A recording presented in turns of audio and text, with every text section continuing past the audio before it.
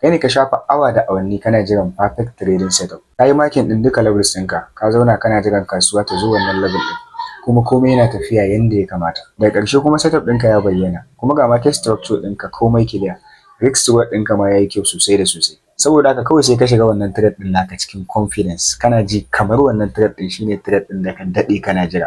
Amma ba zato ba tsammani, kawai sai price ya fara tahowa kusa da stop loss ɗinka. Bayan 'yan mintuna kaɗan kawai sai kasuwa ta zo ta yi hitting stop loss ɗinka. Kaga kenan wannan trade ɗin da ka daɗe kana jira ya zo ƙarshe. Cikin takaici kawai sai kai zooming zuwa 1 hour time frame domin ka ga wai menene abin da ya faru. A nan ne kuma sai ka lura da wani abu wanda ya kamata a ce ka kula da shi tun farko kafin ma ka shiga trade ɗin. Ashe price ba 5 minute setup ɗinka yake yin reacting akai ba, yana reacting ne akan wani major higher time frame level. Wannan level ɗin da price yake reacting a higher time frame yana nan tun kafin ma ka san zaka buɗe laptop ɗinka barantana har ka yi analysis har ka samu trading setup a lower time frame. Idan ka taɓa mamakin dalilin da yasa perfect trading setup ɗinka suke yawan failing, to wannan bidiyon na iya canza yadda kake kallon market gaba ɗaya. Domin a yau kuma a cikin wannan bidiyon zan yi bayani akan wasu daga cikin important truth a trading. Za mu ga wai menene abin da ya saka mafi yawancin lokuta higher time frame shine yake winning, lower time frame baya yin winning. Gaskiyar magana ita ce mafi yawancin beginner traders suna maimaita kuskure iri ɗaya ne kusan kullum. Da zarar sun buɗe chart ɗinsu abin da suke fara yi shine su yi zooming zuwa 1 minute time frame ko kuma 5 minute time frame. Abu na farko da suke fara nema shine entry, ba direction ba, ba contest ba, entry kawai suke nema. Kawai sai su fara neman breakout ko support and resistance ko market structure. A taƙaice dai duk wani abin da ya kama da trading opportunity shine abin da suke mayar da hankali a kai. Sannan daga zarar sun samu setup nan take suke shiga trade. Amma da akwai matsala guda ɗaya. Yawancin beginner traders suna yanke decision ɗin trading ɗinsu ne ba tare da sun fahimci abin da bigger market take ƙoƙarin nunawa ba. Kawai ka yi tunani, kai ne kana tuka mota amma idonka yana kallon speedometer ne kaɗai.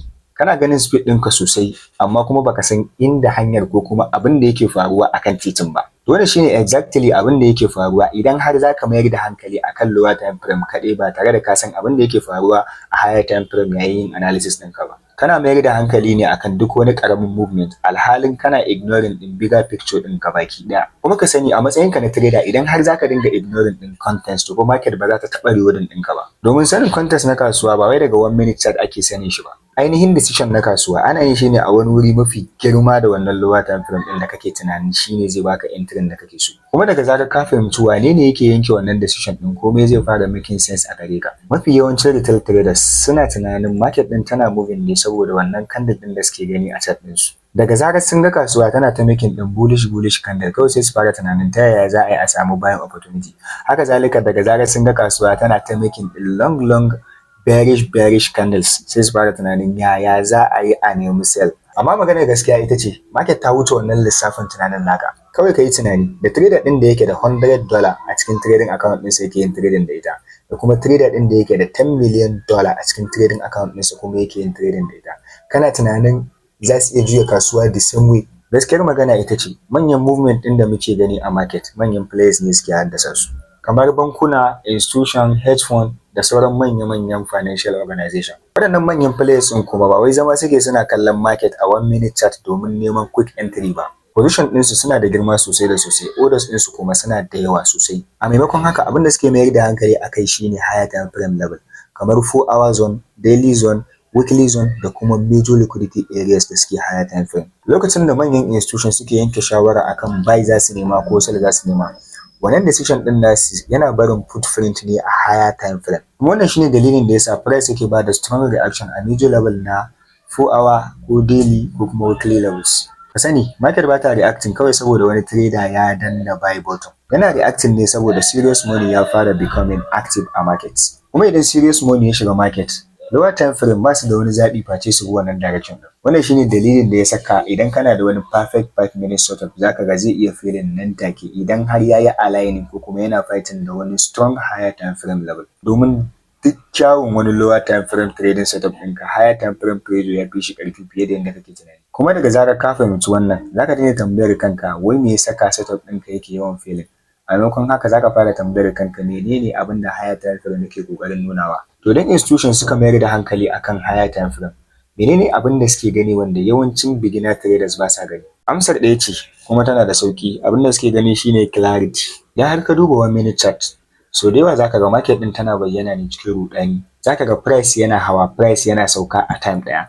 Structure din kuma zaka ga yana canzawa lokaci zuwa lokaci ba tare da wani clarity ba. Sai ga market din ta yi kama da bullish, bayan 'yan mintuna kaɗan kuma sai ga market din ta yi kama da bearish. Kuma wannan shine dalilin da ya saka traders da yawa suke rikicewa. Amma idan kana yin zooming zuwa 4 hour ko daily ko weekly chart, zaka ga akwai wani abu mai ban sha'awa da yake faruwa. Zaka ga noise din market din ya fara disappearing. Nan take sai kaga direction din market din ya zama mai saukin gani. A maimakon ganin ɗaruruwan candle suna fighting a junansu, sai ka fara ganin ainihin labarin da market take bayarwa. Zaka identify din trend cikin sauki, zaka gano shin market tana making higher high da higher lows ne ko kuma tana making din lower lows da kuma lower highs da kuma lower lows ne. Cikin sauki zaka ga inda major liquidity suke, zaka ga major support a resistance level da sauki. Haka zalika a nan ne zaka ga inda strong impulsive moves suka fara. Kuma mafi muhimmanci zaka iya ganin inda market take kokarin zuwa gaba.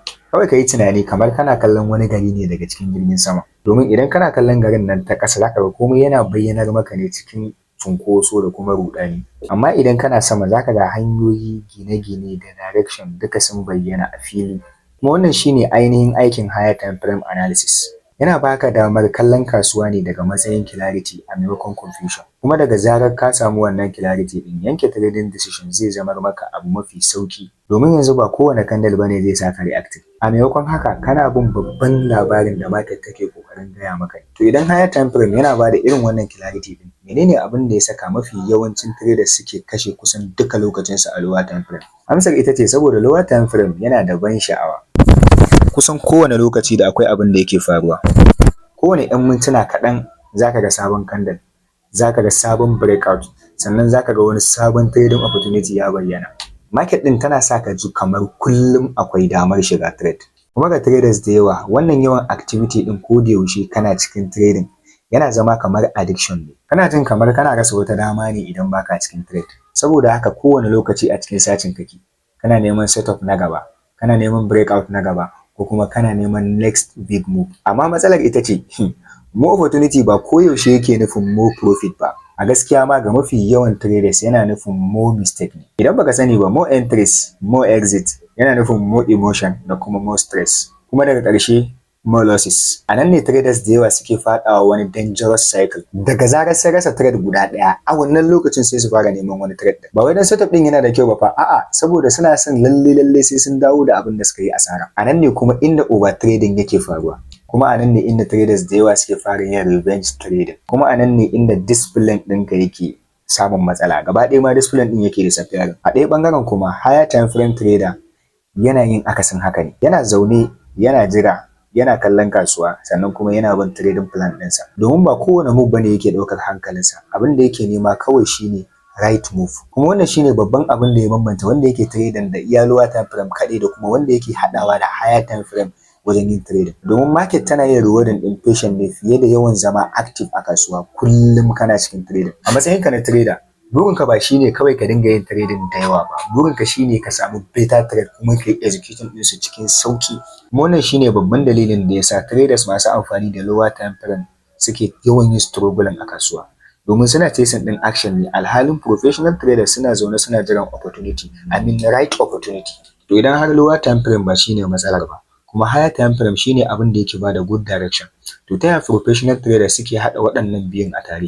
Amsar tana da sauƙi fiye da yadda kake tunani. Suna amfani da higher timeframe ne wajen yanke trading decision, sannan kuma sai su yi amfani da lower timeframe wajen execution. Kawai ka ɗauki higher timeframe kamar wani map ne, sannan lower timeframe kuma kamar GPS ne. Map yana nuna maka inda zaka je ne, GPS kuma yana taimaka maka wajen isa wajen. Amma idan GPS kawai kake amfani da shi ba tare da ka san destination ɗinka ba, to da akwai yiwuwar fa zaka iya bata a hanya. Kuma wannan shine ainihin abin da yake faruwa idan har trader yana amfani da iya lower timeframe kadai ba tare da yana haɗawa da higher timeframe context ba. Professional traders koyaushe daga sama suke farawa. Kafin su fara neman entry, akwai tambaya guda ɗaya da suke yi wa kansu. Menene abin da higher timeframe yake ƙoƙarin yi? Shin daily ko 4 hour trend ɗina bullish ne, ko kuma daily ko 4 hour trend ɗina bearish ne? Shin price yana approaching wani major support level ne ko kuwa? Ko kuma price yana approaching wani major resistance level ne? Sai bayan sun amsa wa kansu waɗannan tambayoyin ne sannan suke fara tunanin motsawa zuwa lower timeframe. Kuma kenan a yayin da suka samu waɗannan amsoshin a higher timeframe, to fa yanzu lower timeframe ɗinsu yana da one purpose. ba wai neman random trade kawai suke yi ba, a'a suna neman confirmation. Misali, idan har daily ko 4-hour chart din su bullish ne, to fa a lower time frame buy setup kawai suke nema. Sannan duk sell setup din da suka gani mantawa suke da shi, gaba ɗaya ignoring din su suke. Ko da kuwa wannan sell setup din yana da kyau sosai da sosai, to amma me yasa? Saboda sun fahimci wani abu da mafi yawancin beginner traders ba su fahimta ba. Domin ko da wani week buy setup ne da yake tafiya da direction din higher time frame, so da yawa ya fi ƙarfi akan perfect sell setup da yake fighting direction din higher time frame. Daga zarar price ya isa higher time frame area of interest din su, sai su sako zuwa lower time frame. A nan kuma sai su jira abin da ake cewa confirmation, ko dai su jira market structure shifts, ko dai change of character, ko kuma dai wani strong rejection, ko kuma dai duk wani entry model da suke yin amfani da shi idan har price ya mitigating higher time frame point of interest. Abin da suke nema kenan kadai a lower time frame. Sai a lokacin ne kadai kawai suke shiga trade. Yana da kyau ka lura da bambancin. Amateur trader yana farawa ne da neman entry. Professional trader kuma yana farawa ne da neman direction na kasuwa. Shi yasa ɗaya daga cikin su kullum yake cikin rudani, yayin da ɗayan kuma yake trading cikin confidence. Don professional trader sun sani, confidence fa baya zuwa daga samun setup. Confidence yana zuwa ne daga sanin bigger picture da kasuwa ta baka. Amma babban amfanin yin trading da higher time frame bigger picture ba wai kawai saboda beta interest bane, saboda it is better for psychology. Kai tunanin abin da yake faruwa idan kana kallon 1 minute chart tsawon yini. Kowane candle yana bayyanar maka ne kamar yana da wani muhimmanci. Kowane pullback yana bayyana kamar reversal. Kowane breakout yana bayyana kamar opportunity ne. Kafin ka ankara, emotion ɗinka sun fara yanke maka decision. Ba tare da ka ankara ba, sai kaga kana yawan shiga trade kowane lokaci a cikin trading kake. Kana rufe trade ɗinka da wuri, sai kaga kana yawan moving ɗin stop loss ɗinka. Sannan kuma sai kaga immediately ka fara yin revenge trading a duk wani loss da kai. Ba tare da ka ankara ba, sai kaga kana ta karya dokokinka. Sai ka kasa gane wai menene abin da yake faruwa. To matsalar ba wai strategy ɗinka bane. Matsalar shine kana exposing ɗin kanka ga noise mai yawa. Yanzu ka kwatanta wannan da trader wanda yake farawa daga higher time frame. Already ya riga da ya san direction ɗinsa. Tun ya riga da ya san inda yake son neman trade. Ba kowane candle da ya gani a lower time frame yake bashi sha'awa har ya reacting ba. Abin da kawai yake yi shine yana jiran price ne ya zo wajensa. Kuma jira haƙuri ne, kuma haƙuri yana canza komai. Domin patient yana cire pressure. Kuma idan har baka cire pressure ba, wannan pressure ɗin zai haifar maka da mistake. Mistake kuma yana haifar da losses. Losses kuma yana haifar da emotional decision, kuma emotional decision suna lalata trading account gaba ɗaya. Kuma wannan shine babban dalilin da yasa profitable traders zaka ga suna ɗaukar trade ne kaɗan idan ka kwatanta da losing traders. Ba wai don opportunity ɗinsu sun yi kaɗan ba, sai dan suna da discipline mafi yawa. A maimakon su ɗauki random trade guda 10 a rana, zaka ga bai fi su ɗauki high quality trade guda 3 a cikin sati guda ba. Abin mamakin kuma shine wannan trade din da suka dauka guda 2 suna outperforming in dozens of emotional trades. A matsayin ga na trader, goal din trading fa ba wai shine ka zama very active kullum kana cikin trade ba, kullum a cikin executing da sai stop loss kake. Goal ɗinka shine ka kasance very profitable. Kuma traders din da suka fahimci wannan su ne galibi suke dadewa a market har zuwa su zama consistently profitable. To lokaci na gaba da ka buɗe chart zaka yi analysis, ina so ka tuna da abu guda ɗaya. Market baya farawa daga 1 minute chart, kuma baya farawa daga 5 minute chart, kuma tabbas kasuwa bata damu da duk wani random setup da kake gani yanzu ba. Ainihin labarin market yana farawa ne daga higher time frame. A nan ne ake samun major trend, domin a nan ne institutions suke yanke decision, kuma a nan ne inda market yake bayyana ainihin direction ɗinsa. Amma fa lower time frame har yanzu yana da muhimmanci. Amma sai bayan higher time frame ya baka context da farko. Abin da nake so kawai ka kalle shi ta wannan hanyar. Higher time frame yana gaya maka inda zaka nema, shi kuma lower time frame yana gaya maka lokacin da zaka shiga trade. Idan har ka hada su gaba daya, trading zai zama maka mafi sauki. Zaka ga ka daina chasing kowane candle da ka gani. Zaka ga kuma ka daina forcing din trade, kuma ka daina fighting din markets. Sannan sai kaga ka fara trading da market a maimakon fighting ɗinsa. Kuma wannan shine bambancin da yake tsakanin reacting a price da kuma fahimtar price. Kuma daga zarar ka samu wannan canjin, gaba ɗaya yanda kake kallon trade zai canza ne. Saboda haka idan kana struggling da losing trade, ko frustration mai yawa, ko kuma confusion a lower time frame, to ka gwada wannan. Kafin ka fara neman entry, ka fara yin zooming out. Ka bari higher time frame ɗinka ya gaya maka labarin kasuwa. Sannan ka yi amfani da lower time frame wajen executing ɗin trading plan ɗinka. Saboda haka za ka yi zaɓar direction ɗin higher time frame, ko kuma ka zaɓi kai fighting da direction ɗin higher time frame. Amma ka sani, tarihi yana nuna mana darasi iri ɗaya ne sau da yawa. Domin a ƙarshe dai higher time frame a kodayaushe shine yake yin nasara.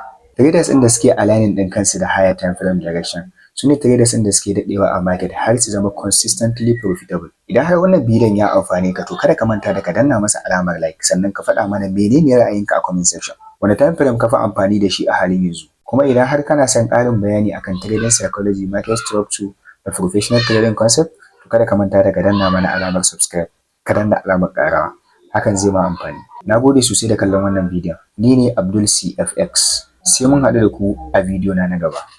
Allah ya sa mu dace.